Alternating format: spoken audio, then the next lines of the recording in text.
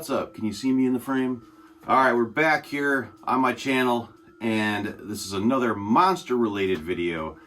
I know for all you guys that follow just for that stuff, I've been slacking in the monster department and I've been doing all the muscle car stuff. Anyway, this is going to be a cool video because I scored some major pieces from my buddy Dwayne's collection.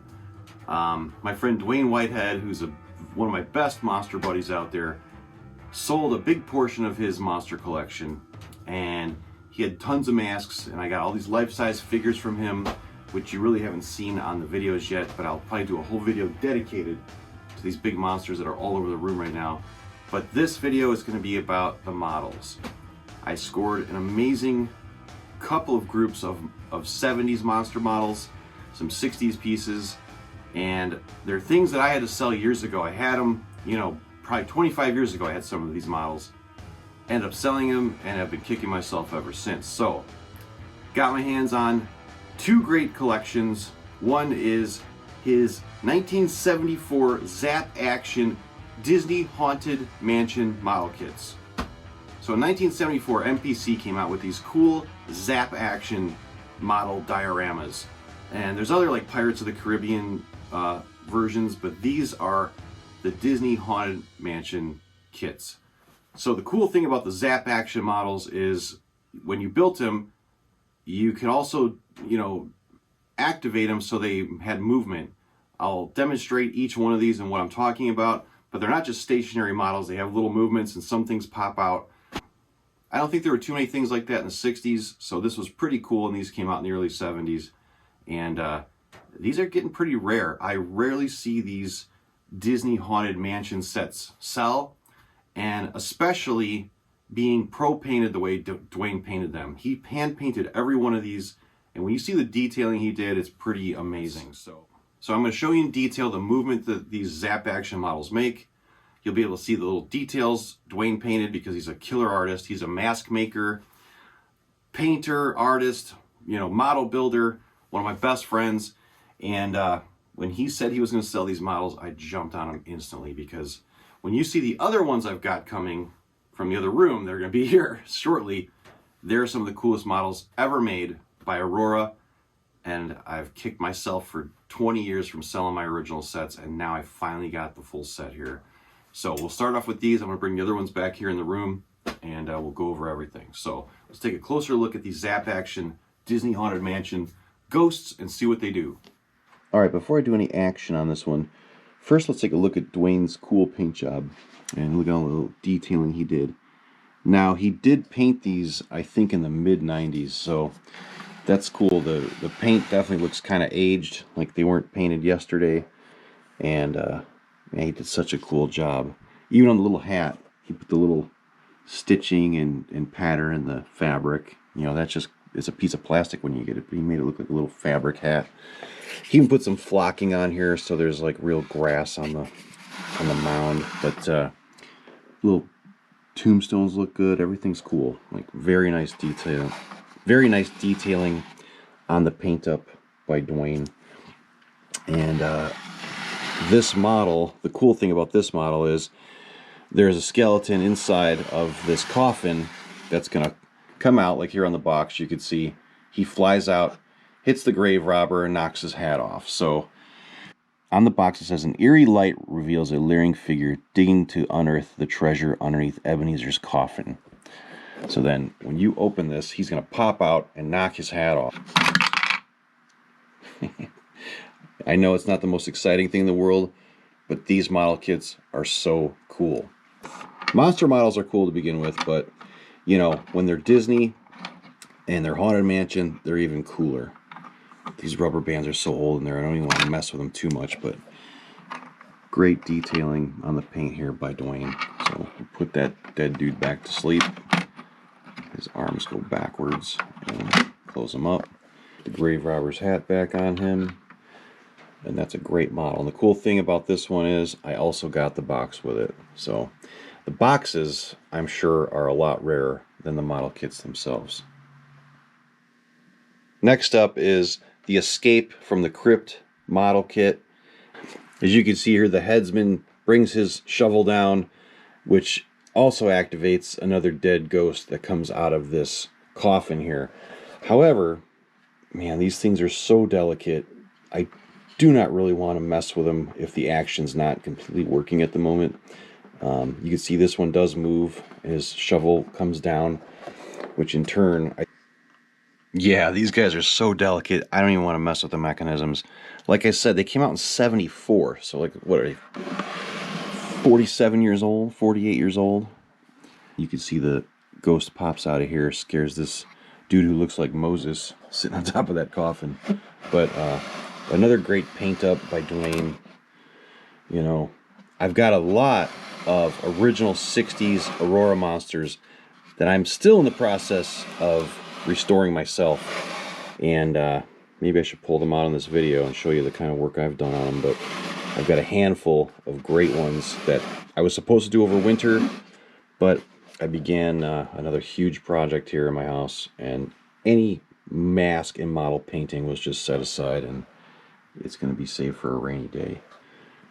Really, really cool monster model set. You can classify it as a monster model. I mean, it's a haunted model, so why not?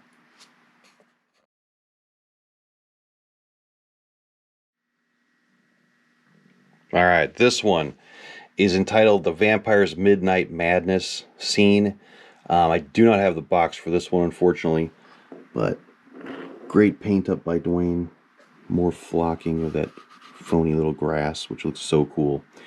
This model, like I said, these are so old, I don't even want to mess with the action on a lot of them, but his arms flap up and down like a bird, or a bat, I should say, and in turn it will knock off this head on this tombstone, revealing the smiley face behind it. So, awesome paint on that tombstone, Dwayne.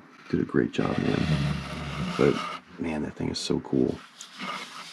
1974. These are going to look really great displayed in a glass case I've got with a bunch of other monster models. Last but not least, on the Haunted Mansion models here, I saved my favorite one for last, and it's Play It Again, Sam. So, the ghost player from the Haunted Mansion is playing the piano, or the organ, I should say, it's an organ. And when you hit the mechanism on this, his hands would hit the keys, and this mummy pops out of this coffin, scaring the crap out of him, just like you see on the box there. But man, the great thing about this one is the detail that Dwayne put into it, painting it, all the little piano keys, the sheet music there, the skulls, the pipe organ, everything about it. Look at the tiling he made on here too. That definitely, I do not think that was molded into the plastic. It may have been, but he did a really good job making it look like old wooden floor tiles.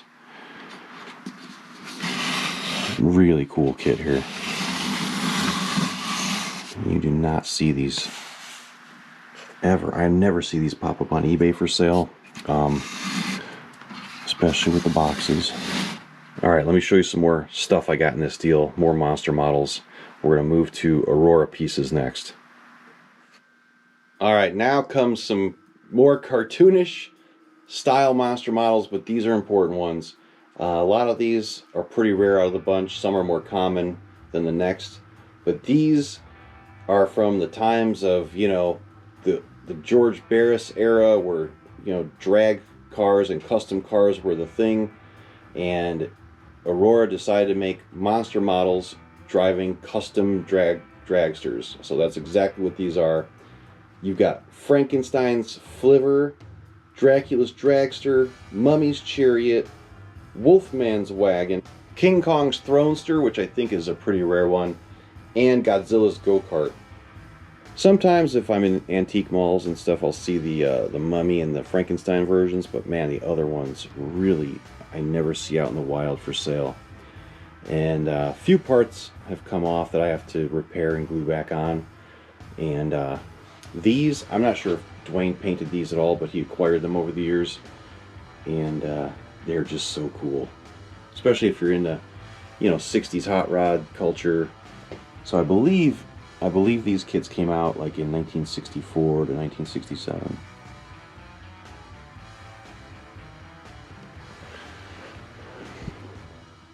I'm definitely tempted to repaint some of these someday whenever I have time. But they're just fun to have. You rarely see the whole set. You know, I've seen a few here and there in people's collections, but if any of you have these models, comment and let me know. I mean, I'm sure somebody out there is going to say, man, I had those, I remember those, or I've got them now. And I'd like to see who else out there has monster-related items, especially if you have a YouTube channel. If you do, give me a shout out in the comments to your channel, and I'll come check it out for sure.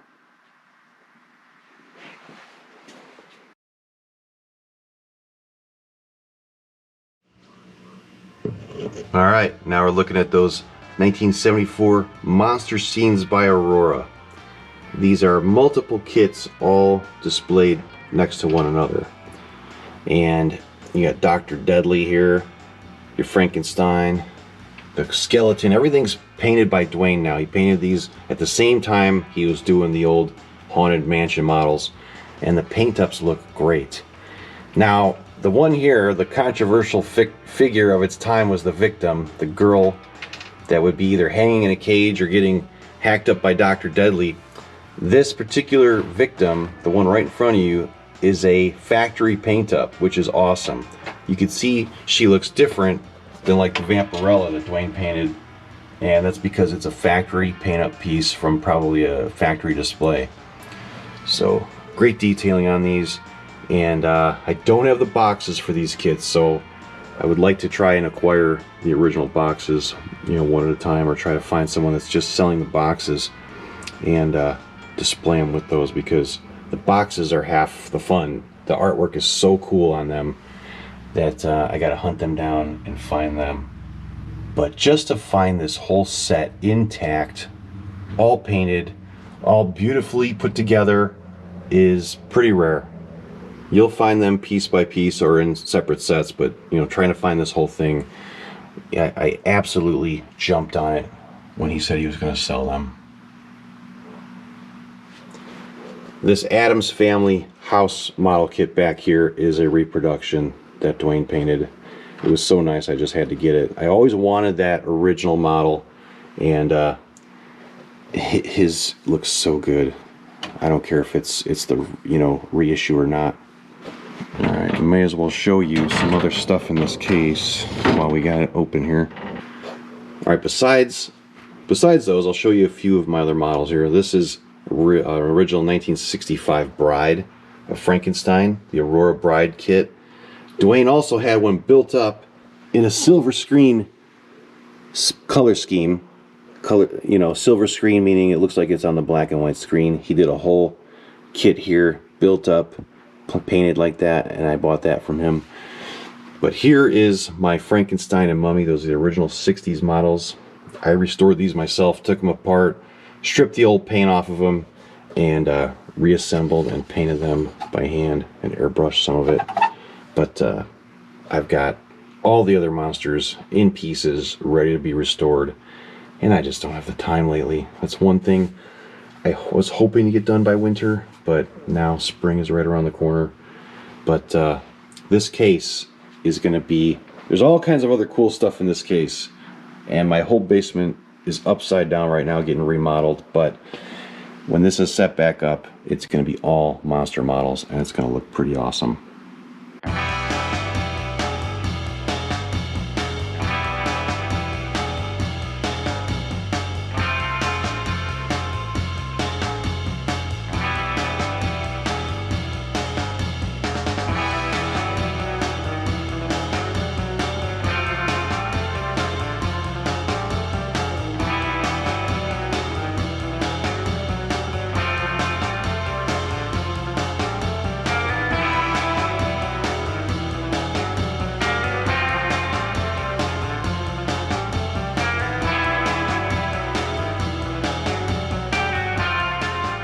The Aurora guillotine from the 70s. Look at that. That could be a little controversial for its time, you think? You chop the dude's head off, it falls in the basket. So, Dwayne had this one all painted up and ready to go. So I said, give me it along with everything else. I just had to have it. I've got pieces of the guillotine, never found a complete one, so this has got a little nice bloody basket and everything, so that's gonna look good out there in the case with everything else. Definitely a controversial kit for its time. You'd think many moms wanted to buy a little thing promoting chopping dudes' heads off? I don't think so. So thanks for checking that out. That was a quick rundown of the models I got from Dwayne's collection. They're just so cool, especially the monster scenes. Man, the box art is everything on those. As with most things of the era, 60s and 70s monster toys, the box art was everything. So I'm gonna close this video out with a score that just arrived today in the mail. A super rare mask. I had one, and of course I sold it, and have regretted it ever since, probably 10 years ago or so. The 1977 Don Post Studios Bloody Werewolf. Bloody version of the werewolf they did with a little bit of blood on its teeth, and I got a beautiful copy. You may not think it looks beautiful to those of you that don't really know your masks, but it's got one little issue I could see, and I'm gonna send it to a friend he's a private foam filler. He's gonna foam fill it for me. He doesn't do it for anyone else. Usually, you know, just a couple people, but I'm gonna have him fill it, and once it gets back, I'm gonna stylize the hair nice, get it looking like it should, and repair the little piece of the bridge of the nose here. But here is one rare Don Post werewolf. Check this thing out. And the paint is actually great on it. The factory, you can see a little blood on his teeth. That is all from the factory. And honestly, I think I've probably seen, I don't know, 5 of these out there ever. I had the mintest copy in existence. It was so incredibly perfect, like never worn, from the 70s, and I sold it. Oh gosh, I sold it to a great guy though that had it as a kid. It really meant everything to him getting that mask for me. And his story, the pictures of him wearing it as a kid, I'm like, you know what, why not? Now I'm probably going to offer him a ton of money to get it back. If he sees this video, you know who you are, and I'll probably pay you quadruple what I paid you or sold it to you back then. But so I have to do a big thank you to my buddy Aaron Brooks for selling me this. Crazy story here. The people that own this mask really ticked me off. You know, they had a bunch of stuff I was going to drive out and buy for thousands, literally thousands of dollars, and this was one of the pieces. And basically all they did was take the pricing I offered on everything and went and tried to get even more money from everyone with my pricing. So Aaron ended up with this mask, and I seen he bought it, and I'm like, what the heck? I was supposed to get that with some other things, and he and I talked, and I said, if you ever sell that, please let me get that from you. And well, we just did a deal, and it showed up today. So once this thing is whipped back into shape, it should look pretty sweet, and it'll end up somewhere on these shelves with all the other 70s masks. So thanks again, Aaron. I mean, you really made my day selling me this mask, because it literally slipped through my fingers with that deal. And dude, I can't thank you enough. Thanks for watching this episode. You monster people out there that can't stand muscle cars for some reason, I'm sorry. But there's more monster videos coming, and just hang tight, because there's good stuff for you car guys as well. More car stuff coming up. I'm doing a video on a 70 GTX that my buddy just bought, and Joe's going to do the restoration on it. What else? Pretty soon, the Trans Am is getting taken apart. For you guys waiting on my Trans Am for updates on that, I've been accumulating lots of parts. An NOS hood bird, all kinds of great stuff for that car. And I'm going to disassemble it soon, and Joe's going to do the repaint on it. And the motor is pretty much done. The 455, the new rebuild on the correct 455. So all that's coming up. So hang tight, more car stuff on the way. All right, see ya.